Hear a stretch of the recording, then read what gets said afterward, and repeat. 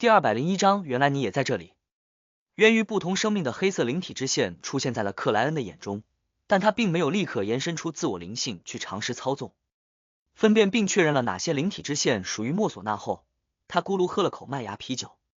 专注的欣赏起擂台上的拳击赛，就像一位真正的观众。两位拳手赤裸着上身，未穿戴任何护具，打得非常拼命，他们碰撞不断，拳拳到肉，局势很快就变得激烈。围观的不少酒鬼赌徒看得肾上腺素分泌，狂热的喊起了自己支持的那位拳手的名字，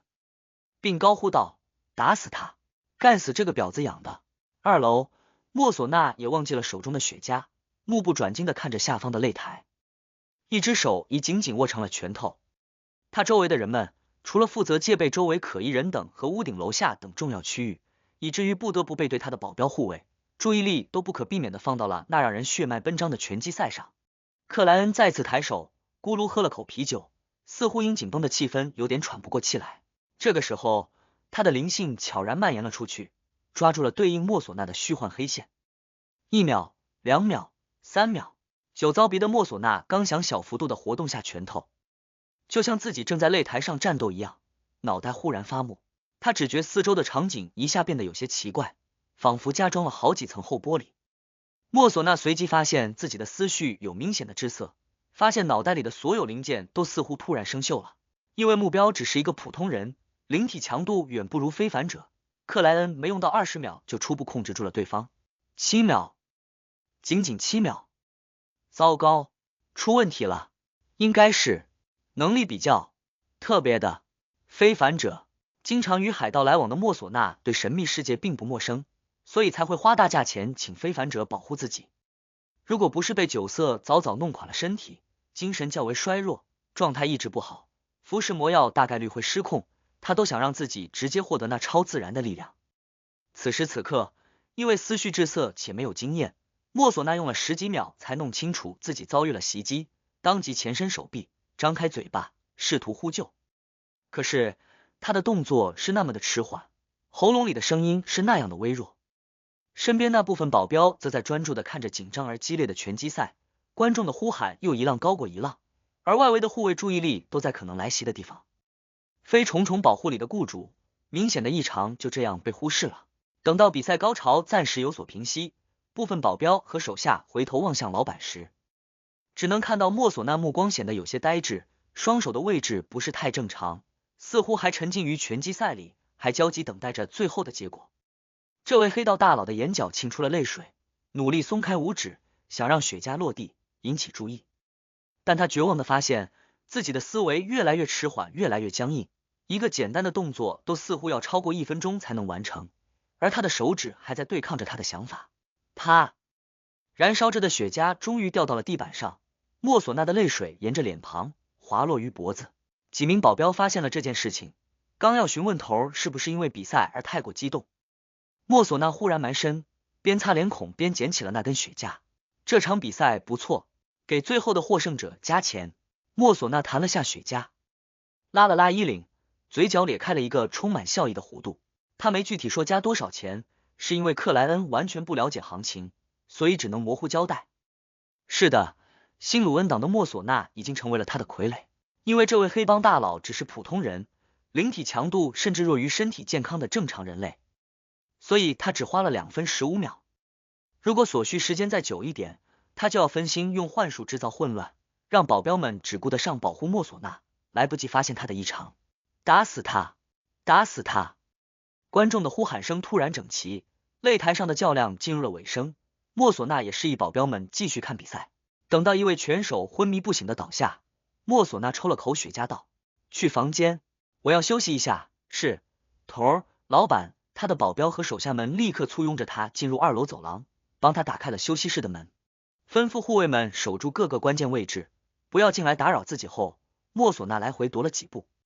打开保险柜，找到一份份涉及新型毒品的文件，并筛选出了最重要的几份。接着他将这几份文件和从报上剪下的地址纸条，连同全部758磅现金装入了一个公文袋里。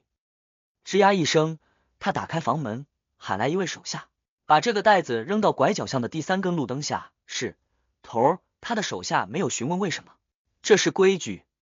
重新关上房门，莫索纳翻找出3根蜡烛和有灵性的物品，用白纸钢笔认真的描绘起对应愚者的徽章，半个象征隐秘的梧桐之眼和半个象征变化的扭曲之线组成的特别符号。然后，这位已成为傀儡的黑帮大佬点燃蜡烛，用香水代替精油和纯露，认真的举行起祈求赐予的仪式。他低念着愚者的尊名，用原本完全不会的古赫密斯语念出了相应的咒文，接着拿起灵性物品，让它融入风中，与变化的烛火一起构建出虚幻的大门。如果没有找到富含灵性的物品，克莱恩的打算是用莫索纳的鲜血。人类的血液本身就是一种有灵性的事物。1楼盥洗室内，克莱恩抓住这个机会，逆走4步，来到了灰雾之上。他没用黑皇帝牌，直接撬动了这片神秘空间的些许力量，将他们与纸人连在一起，斗甩入献祭与赐予之门。纸人立刻化成被生12对羽翼的天使，飞过虚幻神秘的大门，穿越漆黑深邃的虚空，抵达了莫索纳处。这是在干扰后续可能存在的占卜、预言和其他非凡能力调查。紧接着，克莱恩拿起蠕动的饥饿，将它也扔进了仪式大门。蠕动的饥饿借助祈求赐予的仪式来到了现实世界，来到了莫索纳面前。许久没有进食的他顿时就躁动了。这个时候，克莱恩也返回盥洗室，再次隔着几十米的距离，操纵之前僵住的莫索纳紧闭住嘴巴，拿起了祭台上的手套。手套中央立刻裂开了一道缝隙，里面有2排虚幻的白森森的牙齿。克莱恩获得的傀儡感官很快减弱，他当机立断就解除了控制。轻微的反噬让他脑袋有些眩晕，但没用多久就恢复了正常。然后他什么事情都没发生一样，离开盥洗室，回到吧台边，继续喝着之前没喝完的麦芽啤酒。与此同时，他借助灵体之线找到了一只位于2楼的老鼠，不到2分钟就让对方变成了自己的傀儡。这老鼠动作有些别扭和不熟练的寻找起洞穴和道路，花费了一定的时间才从书架遮挡的地方进入了莫索纳的休息室。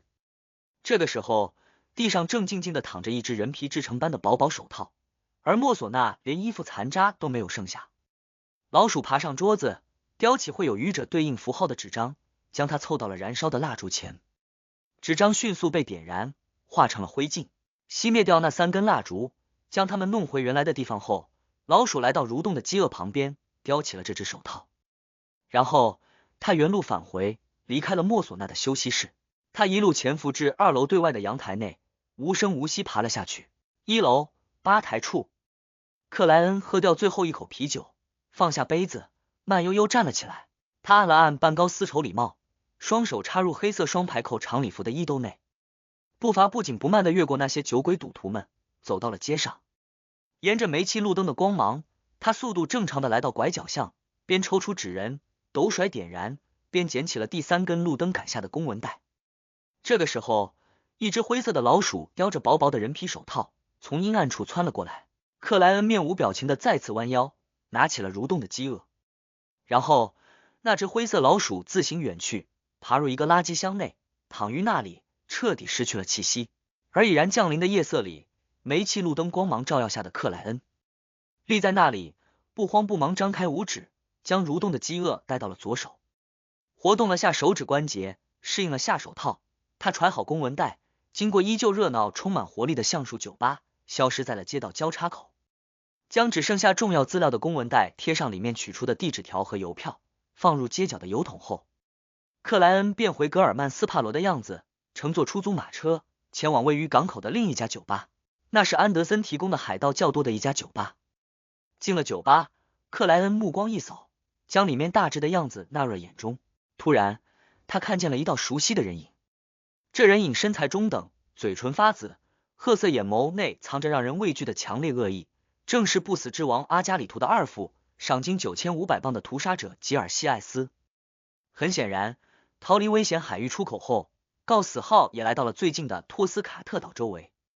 寻求补给。你也来了？克莱恩嘴角微勾，发现再没有比巧遇更合适狩猎恶魔了。他心中恶念刚生，吉尔西艾斯已然察觉，侧头望向了酒吧入口处。克莱恩毫不犹豫就抓起旁边桌上的啤酒，一把扔了过去。紧接着，他拔出左轮，冷漠地瞄准了那边。砰！第202章遭遇战。咔嚓！吉尔西艾斯只是略有侧身，那杯啤酒就落到了他旁边的圆桌上，砸得一片狼藉。而枪响的同时，他根本没进行躲避，似乎已直觉地看穿了那是幻术。于酒鬼赌徒们或蹲下抱头，或四散逃跑的纷乱环境里，身体如装了弹簧一般跃起，目光锁定了入口处戴礼帽穿礼服的冷峻冒险家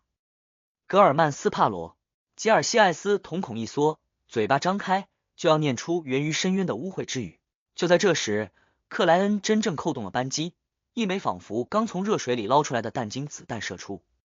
准确奔向了赏金足有9500磅的屠杀者。然而吉尔西艾斯只是轻抬右手，张开五指，与掌心燃起淡蓝色的火焰，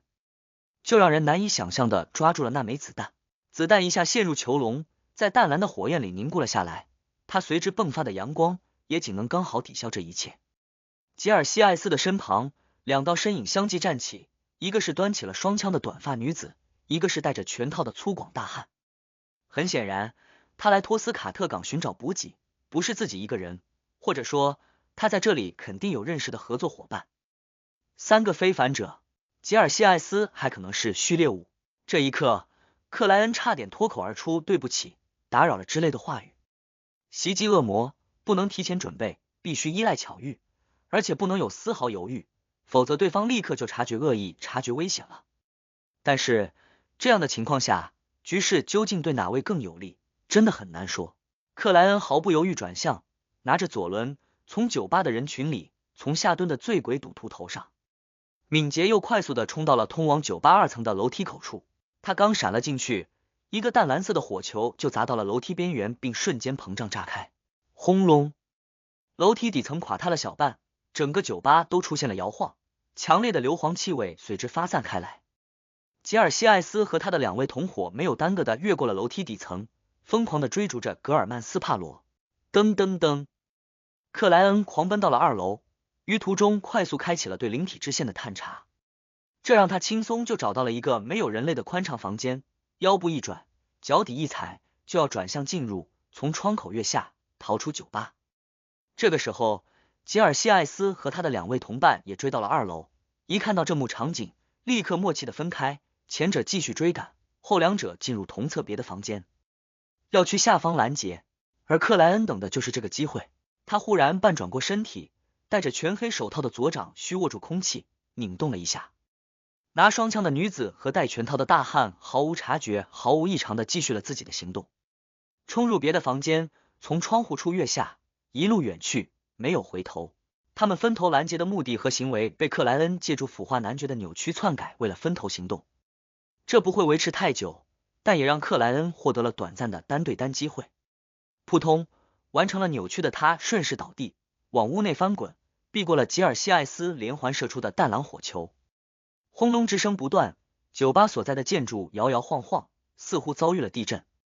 紧接着，吉尔西艾斯迅捷前扑，追入了那相当宽敞的房间里。眼见格尔曼斯帕罗熟忍的翻滚跳跃，不与自己正面对抗，而且情绪控制的非常良好，这位屠杀者当即张开嘴巴，用毒鼠的恶魔语吐出了一个充满污秽之意的单词：缓慢。整个房间内所有的事物都似乎静止了一下，克莱恩翻滚的动作明显有了迟缓，不再那么流畅。吉尔西艾斯毫不犹豫锁定对方，接了另一个恶魔语单词：死。克莱恩的身影一下僵住，停滞在了原地，旋即变淡变薄，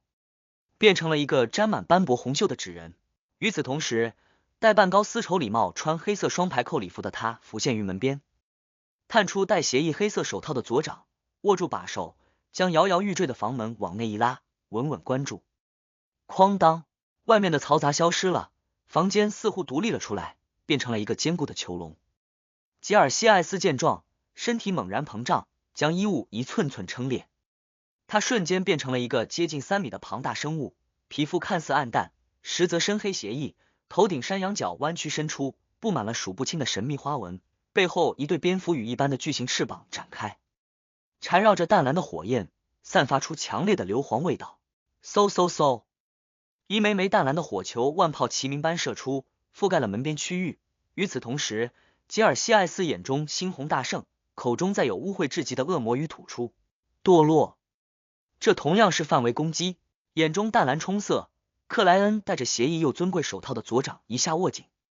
快速扭了半圈，那些火球顿时失去了自己的轨迹，混乱的就像在做微小粒子的不规则运动。它们砸中了天花板，它们打到了房门，它们落向了地面，它们倒飞向了吉尔西艾斯。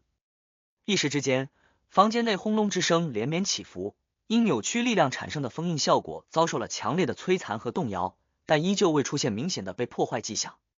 淡蓝火光升腾，硫磺味道弥漫中，克莱恩的身体忽然弯下，体表覆盖上了一层略显粘稠的黑色液体。砰！他的身影一下炸开，化成了破碎的纸片和堕落的黑雾。紧接着，他浮现于另外一侧，皮肤出现了明显的暗淡，身上的衣物则被爆炸的力量和深渊的火焰撕咬，出现了一道又一道缝隙。范围型的堕落效果对他的纸人替身存在一定的克制，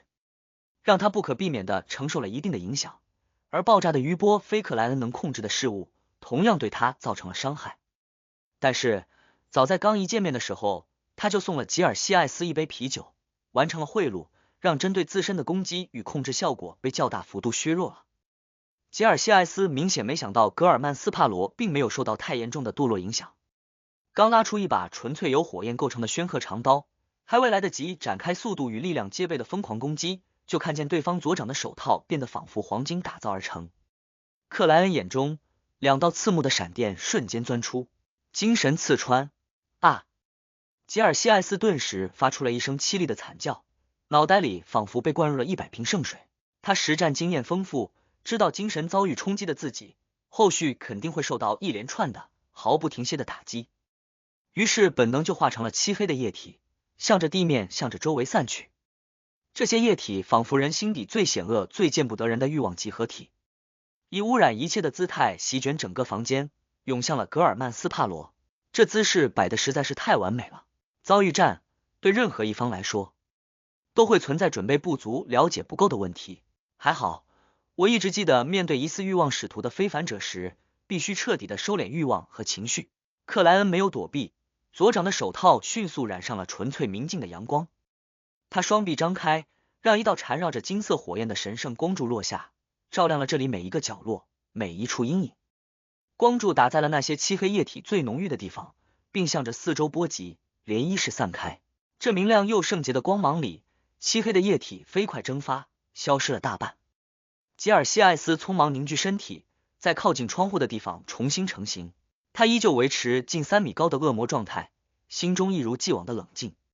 但强烈的嗜血和杀戮欲望让他有些按捺不住。此时的他已经变得相当虚弱，不敢再周旋，在等待格尔曼斯帕罗出现情绪方面的波动，以掌控住他的欲望，直接燃烧起头上2根弯曲的神秘山羊角，打算强行冲击敌人的精神，让他不可避免地产生一定的情绪。而一旦有了欲望，有了情绪，局势就会被欲望使徒掌控。就在这个时候，吉尔西艾斯脑袋突然麻木，以至于刚才产生的想法差点丢失。双方距离进入5米范围后，克莱恩之所以一直处于被动状态，以纸人替身和腐蚀男爵的扭曲能力勉强招架，拖延时间，正是因为他在分心操纵吉尔西艾斯的灵体之线。以屠杀者序列5的灵体强度，他本来没这么快的手，但那杯啤酒的贿赂让吉尔西艾斯的防御和对抗能力降低了，而之后这位欲望使徒遭受了精神刺穿，被神圣之光深切的净化了一次，变得颇为虚弱，所以哪怕克莱恩分心使用了别的能力，也依旧在15秒左右初步控制住了吉尔西艾斯。房间内激烈的战斗一下变得安静，吉尔西艾斯虽然思绪已变得迟缓，但还有能力完成动作，还可以强行对抗那源于灵体深处的控制。他眼中猩红内敛，映照出了格尔曼斯帕罗的身影，头顶的弯曲羊角开始剧烈燃烧，憎恨、贪婪、色欲、暴怒等情绪与欲望实质般蔓延往外。克莱恩则进入半冥想的状态，冷静而专注地加深着操纵，力求尽快让吉尔西艾斯失去反抗的能力。第203章从延迟到掉线。破破烂烂的房间内，礼帽掉到旁边，衣物出现损坏的克莱恩与被生蝙蝠羽翼的庞大恶魔吉尔西艾斯隔了大概4米对峙，场面安静的就像在表演一出木偶戏。其实克莱恩现在还是有些余力做另外事情的。当初密偶大师罗萨哥强行控制住他和沙伦2人时，都能够一边对抗怨魂的投影附体，一边操纵火焰，召唤炎流，灭杀沙伦引来的幽影。若非重点错误，以序列5的怨魂小姐为主要目标，罗萨哥早就能分心干掉克莱恩，根本不会给他使用污秽之雨符咒的机会。现在克莱恩虽然肯定不如对方，但敌人也只有一个，当然他能做的事情也不算多，不放弃控制吉尔西艾斯的前提下，他可以移动，但不能太急太快。他可以使用属于本身且对灵性负担较小的非凡能力，却无法分心驱动携带的神奇物品，或用幅度颇大的动作拔枪射击。而在目标被掌控到一定程度前，许多攻击都能让对方被推动或受到刺激，从而加大对抗灵体之线操纵的力量，甚至出现摆脱迹象。所以克莱恩必须等待。就在这个时候，他心跳忽然加快了2拍，脑海内随之涌现出难以遏制的恐惧和紧张感。他不由自主的怀疑被扭曲了意图的吉尔西艾斯同伴即将归来。不好，情绪出现波动了。克莱恩先是一怔，旋即借助冥想的技巧，强行平复起内心的波动。哈哈，他出现，情绪波动了，机会。吉尔西艾斯心中一喜，闪过了缓慢的念头。然后他依靠本身的非凡能力，试图放大格尔曼斯帕罗的恐惧和紧张，埋下情绪的种子。如果成功，他只需要一个彻底的引爆，就能让对方半废，再也无法影响自己。不，怎么会？没效果。他的情绪波动不见了。吉尔西艾斯猩红的眼眸出现迟缓的收缩，里面逐渐充塞起惊讶、愕然和愤怒等情绪。本以为自己会被欲望使徒趁机反扑的克莱恩完全平复心情后，才发现什么事情都没有发生。吉尔西艾斯头顶的弯曲羊角明明已燃烧殆尽，他却没有尝试利用那情绪的波动。念头一转，克莱恩大概明白了是怎么回事。吉尔西艾斯不是不想操纵自己的恐惧和紧张，而是失败了。从感应到情绪的波动开始，他必须先用好几秒的时间消化这个情况，然后再用2-3秒做出决定，最后花费更多的时间组织思绪，调动对应的非凡能力，前后至少得有10秒出头才能完成响应。克莱恩从察觉问题到平复好心情，加起来一共也就用了3-4秒钟。所以吉尔西艾斯的非凡能力面对的是状态正常的敌人，自然没能发挥作用。简单来说就是延迟太高，这种情况下就别玩精细操作了。克莱恩吐槽了2句，旋即平复住幸灾乐祸的情绪，继续加深控制。又过了10秒左右，吉尔西艾斯似乎也想明白了问题出在哪里，不再考虑针对欲望和情绪的办法，依靠恶魔强悍的肉身和灵体，一边对抗着源于灵体之线的操纵，一边缓慢艰涩的煽动背后的蝙蝠羽翼，让上面缠绕的淡蓝色火焰一点点凝聚成型，化为火球。克莱恩几乎可以预见接下来将有一枚枚火球的覆盖式饱和轰击，于是他毫不犹豫地分出些许灵性，用右手拇指和中指打了个响指。啪！那些淡蓝色的火焰在真正成型前豁然腾起，彻底崩解，就像在吉尔西艾斯背后放了场盛大的礼花。魔术师操纵火焰，吉尔西艾斯还要继续挣扎，可动作已越来越慢，越来越像是生锈的木偶，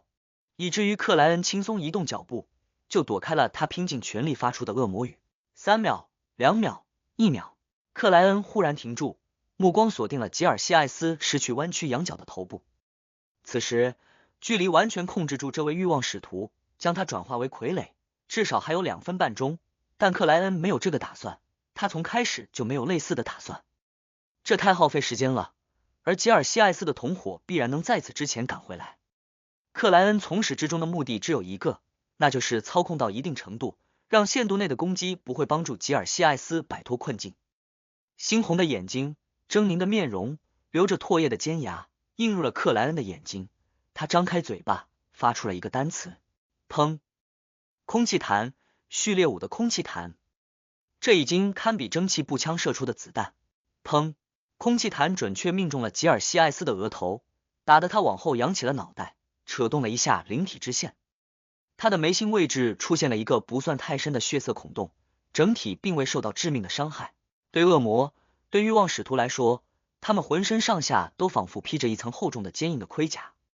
血和肉也极具弹性和阻力。砰砰砰！克莱恩不断发出声音，制造空气弹，让他们接二连三地打在吉尔西艾斯的额头，渐渐连成了一片。与此同时，他沉稳掌控着灵体之线，不让对方借此扯动，减弱影响。吉尔西艾斯发出一阵结巴的怒吼，拼命前移，试图反扑，但克莱恩的动作比他敏捷很多，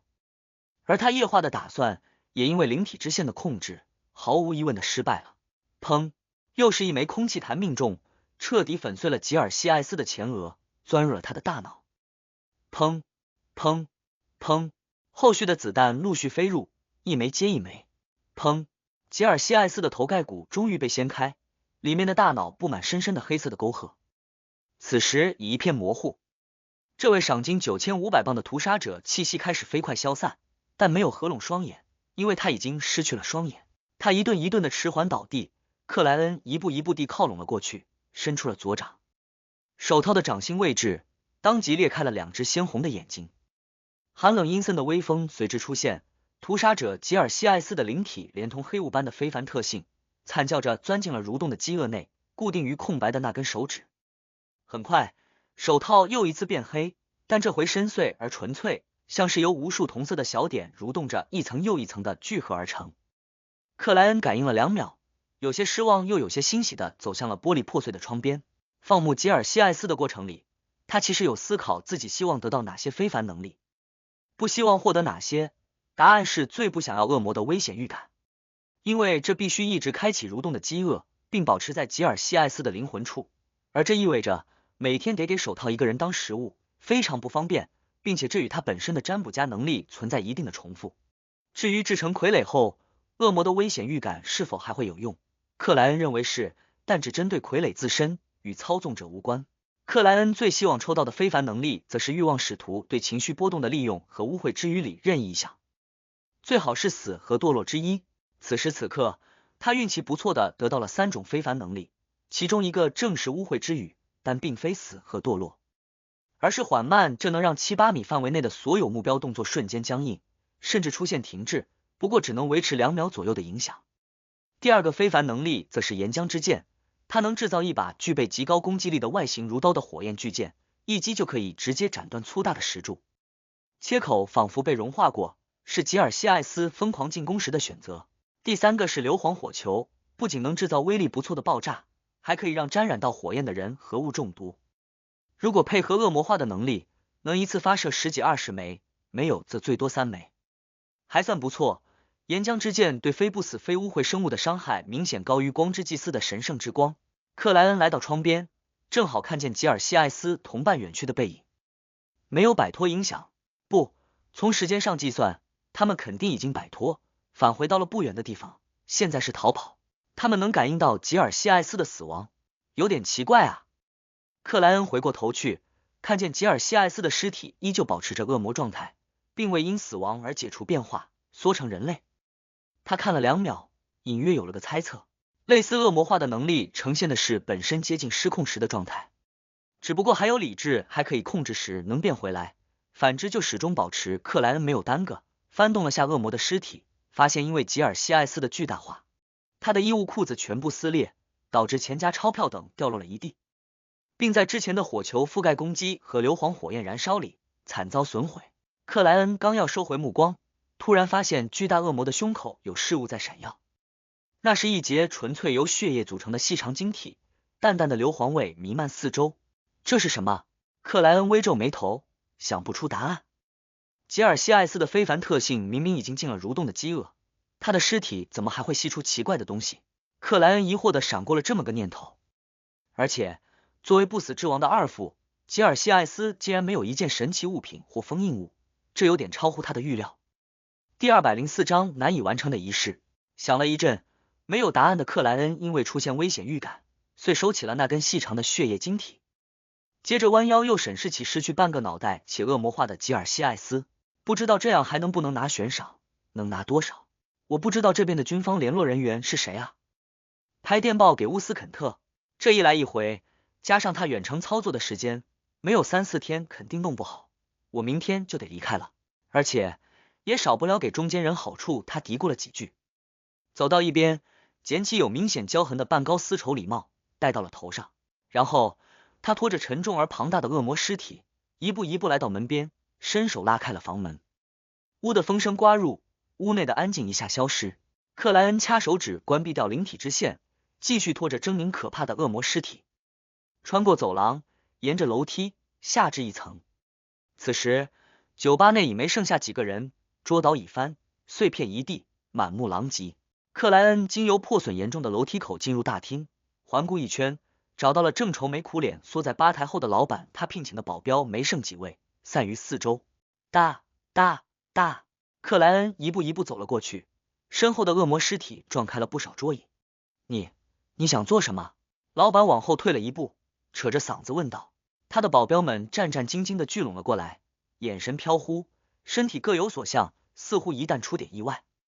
就会立刻狂奔而去。克莱恩停住脚步，将吉尔西艾斯的尸体甩到了前方，然后他沉哑开口道：“你能带领赏金吗？”老板呆了一秒，目光本能下移，看清楚了还缠绕着些许蓝色火焰的巨大恶魔尸体。他和他的保镖们同时倒吸了口凉气，有了种自身不在现实世界的幻觉。这竟然是真正的恶魔！他除了没有弯曲的山羊角，和教会典籍、传说故事里描述的恶魔一模一样。对生活在海盗乐园的普通人来说，目睹超自然力量并不是一件太稀罕的事情。在这方面，他们的见识明显高于奥拉维以西殖民地和王国本土的民众。但是，身为大酒吧老板和护卫的众人，同样从未见过真正的恶魔，甚至怀疑这是教会对非官方非凡者的抹黑。老板艰难地收回视线，望向衣物破烂、神情冷峻的冒险家道：“可以，他们应该有办法确认这是吉尔西艾斯。他是吉尔西艾斯吧？”克莱恩暗自松了口气，无声点了下头。老板斟酌了2秒，挤出充满畏惧的笑容道：“但没法拿到全部，您知道的，这中间需要花一些费用，大概30%，否则您要等待很久。9500镑并不是一个小数目，对托斯卡特港来说，至少得1周。这还是因为这里经常有海盗出没，经常有冒险家拿悬赏，所以常备有不菲的资金。在奥拉维岛，在别的地方，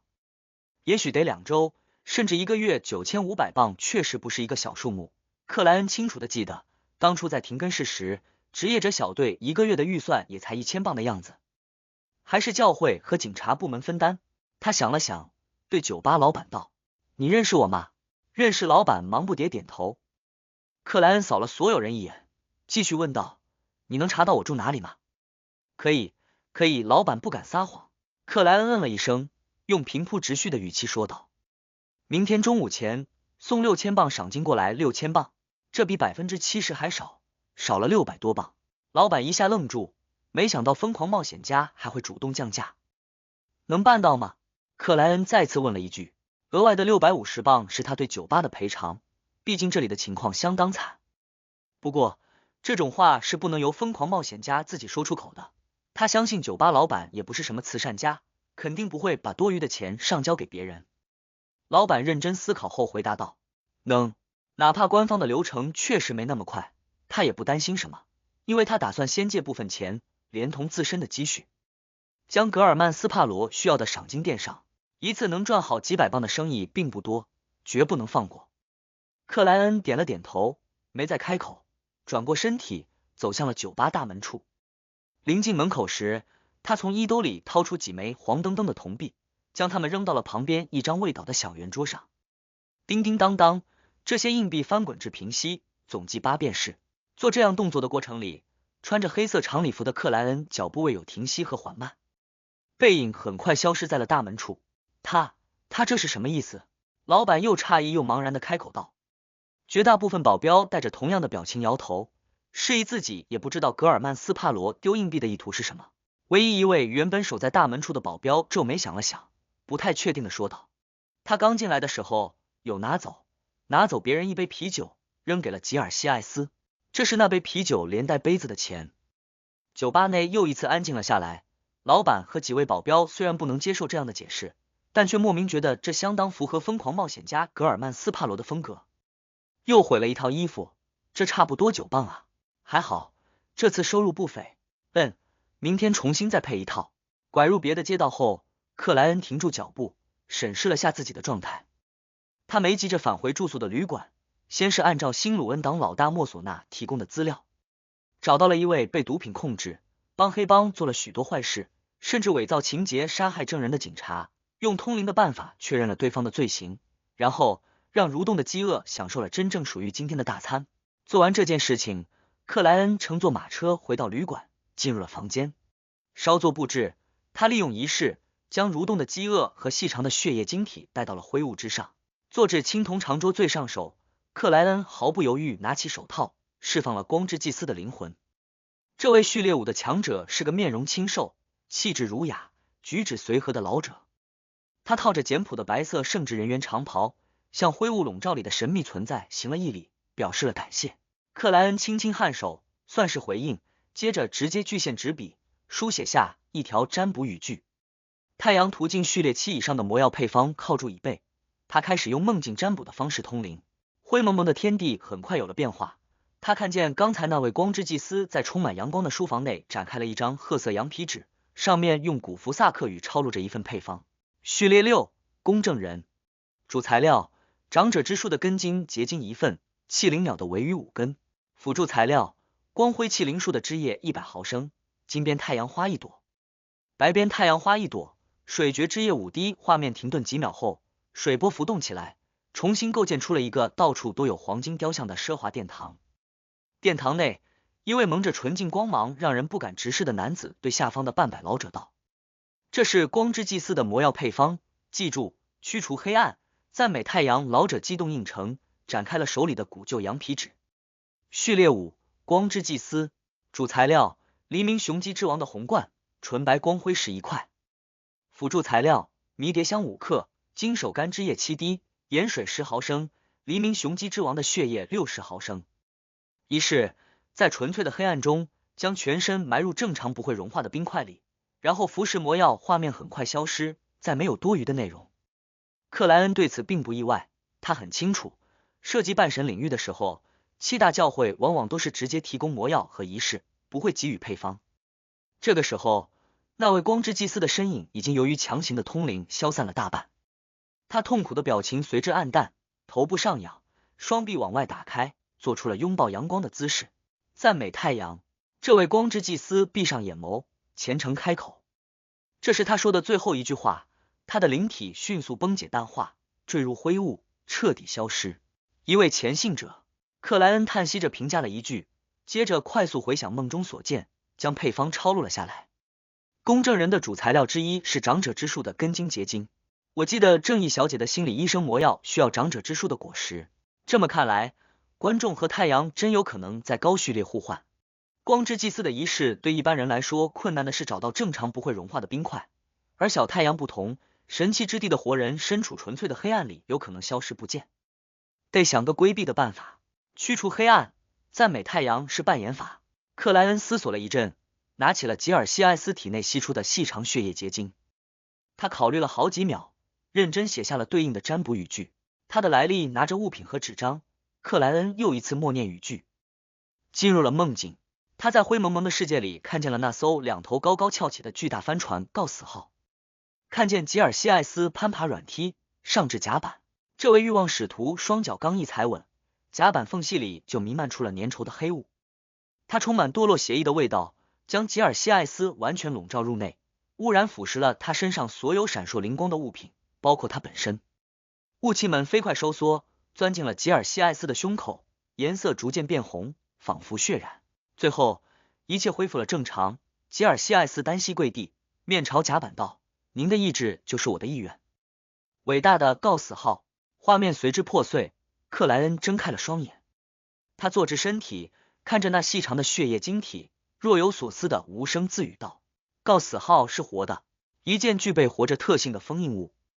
这晶体是他对船员的控制源泉，具备强烈的污染性，所以位格不够的神奇物品都会被腐蚀。第205章一语者。拿起那细长的血液晶体，闻着淡淡的硫磺味道，克莱恩隐约感受到了深蕴其中的腐蚀力量。传说深渊是最具污染性的地方，哪怕天使都会在那里堕落失控。看守深渊的人最终会被深渊同化。告死号表现出来的特性倒是挺吻合这点的。欲望使徒的深化。克莱恩任由思绪发散开来。很快，他注意到了一个细节，那就是吉尔西艾斯宣誓效忠的是告死号，而非不死之王阿加里图。这是否表示真正的不死之王其实是告死号，阿加里图只是他的代言人，或者说污染对象的管理者？呵，传闻阿加里图不是半神，没到序列4，全靠告死号才能成为4王之一。如果真是这样的话，那他实际的状况可能比我预料得还惨，根本没有自主权。当然，也不排除他是序列4，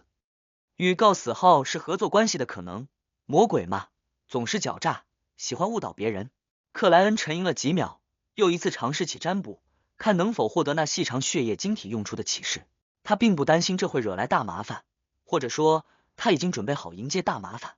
哪怕因此连通了深渊里那位恶魔王，也顶多相当于来一次真实造物主永恒烈阳式的反噬。克莱恩自问挥物还是能挡住和压制的，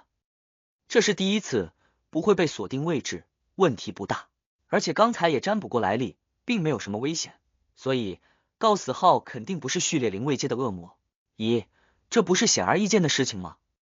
如果他真是序列0位阶的恶魔，或者天使之王阿蒙那个层次的封印物，根本不需要回避我和神秘女王星之上将安德森的联手。克莱恩忽然发现刚才是自己吓自己，遂认真的开始了梦境占卜。灰蒙蒙的世界里，他看见了一片弥漫着粘稠黑雾的天地，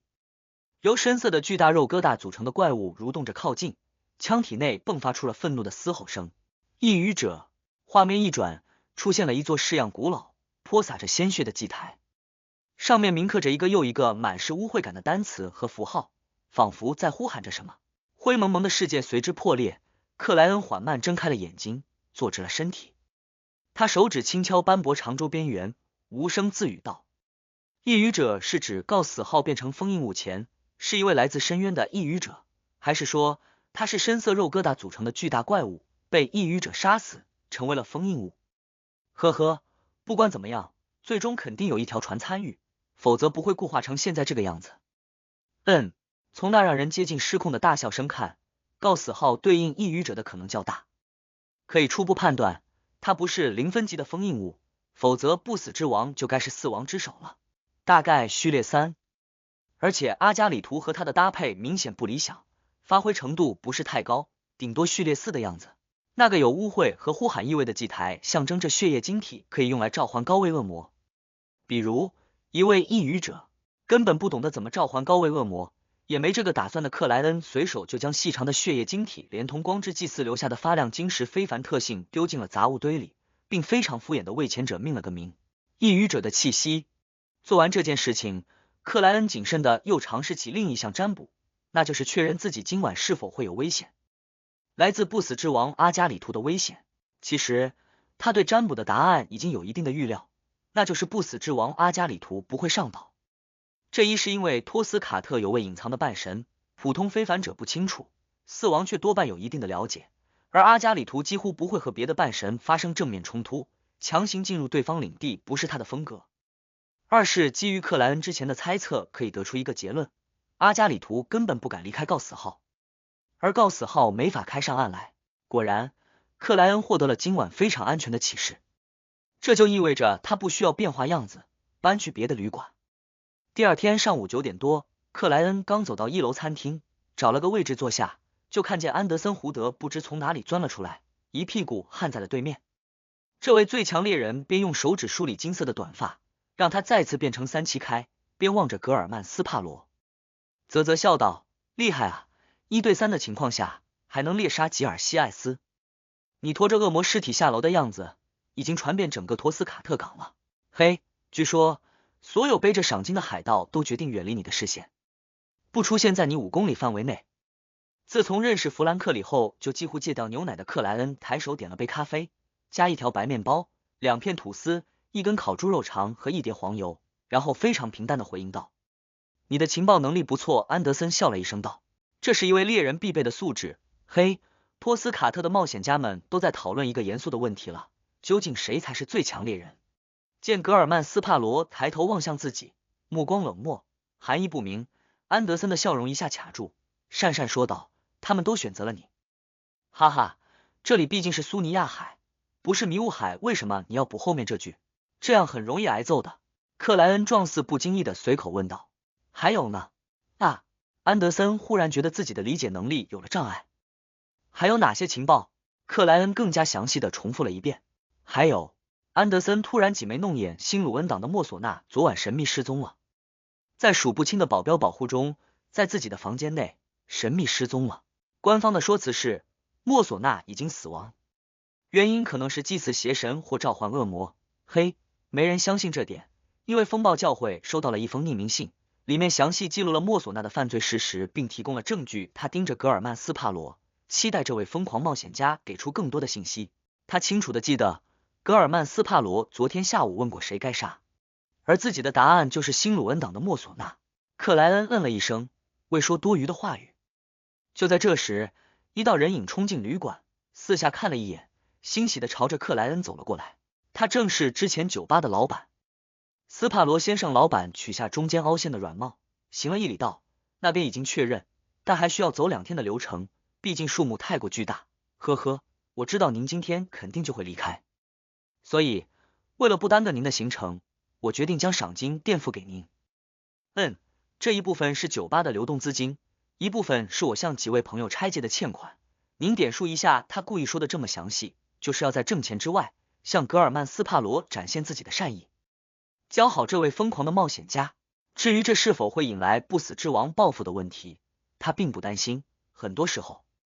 吉尔西艾斯他们同样会通过他领取悬赏，反正是海盗间战斗的收获。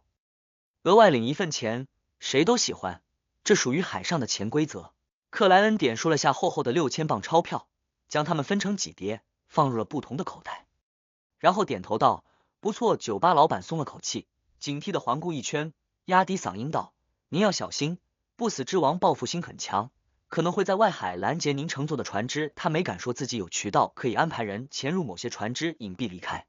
害怕被不死之王察觉，遭遇报复。我知道。克莱恩不甚在意的回答道。酒吧老板没有多说，再次行礼，退出了旅馆餐厅。你有办法离开？安德森好奇的看着格尔曼斯帕罗道。你猜？克莱恩露出了斯文有礼的笑容。安德森嘴角抽动了一下道：看你这么有自信，我就放心了。对了，船票下午1点半起航。厉害啊，我以为我一晚上挣1600磅已经非常了不起，谁知克莱恩没有回应，开始享用自己的早餐。之后他出门重新配了套正装，免得连替换的衣物都缺乏。时间1分1秒流逝，很快到了该上船的时候。安德森拿着个新买的行李箱，看了看身边的格尔曼斯帕罗，略有点不安的问道：就这样上船走？告死号应该就在外海，未来号昨天补给后已经离开了。他觉得这样冒着不死之王的怒火离开非常不明智。格尔曼斯帕罗不可能疯到明知会死还冲上去啊，除非这是他的陷阱。安德森念头一转，有了别的猜测。克莱恩没有侧头看他，提着皮箱直接登上了客轮。他的想法很简单，那就是告死号应该能察觉得到他的气息出了问题。以不死之王一贯的作风，强行袭击的可能很小。如果这个假设错了，那只要告死号出现在海平线上，克莱恩就会直接进入房间，向自己祈祷，然后去灰雾之上用权杖响应，看一看在海上是异语者强还是海神厉害。克莱恩原本并非这么打算，想的是利用海神权杖驱使海底生物的能力，找一辆水下马车，将重重符咒保护中的自己和安德森拉到外海，拉出告死号的封锁范围，然后悄然登上有票的客轮。但是考虑到报复对象的突然失踪可能会让不死之王迁怒他人，无差别屠杀客轮，毕竟海盗不用遵纪守法，也不需要具备完善的道德观。克莱恩经过灰雾之上的占卜，最终决定光明正大的离开。